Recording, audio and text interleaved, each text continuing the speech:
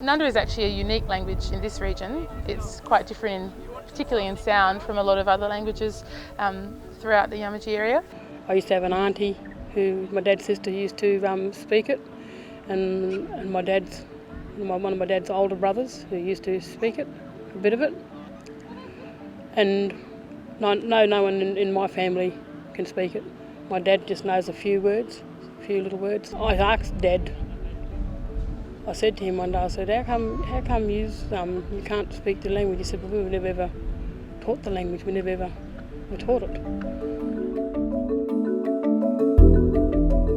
We talk about languages as being sleeping, or as opposed to saying, they're gone, because it can be very hurtful to hear that your language is gone and you don't believe it is. In Aboriginal languages, which are oral languages, so they were never written down before white settlers came, every story, every history, everything that is imbued in that culture is carried in the language. And so, to even have a vestige of that left in any form is so important, because maybe people aren't able to tell those stories fluently anymore, but a word can be a story.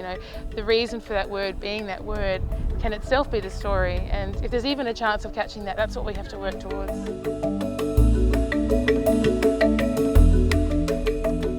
I think language is a very important part of your life, being Aboriginal.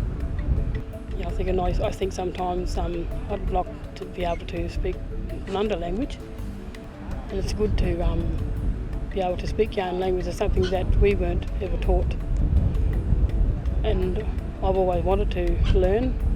I see a lot of other people who, especially all around me, like my partner, he's strong with his language, he speaks it pretty good, very fluent.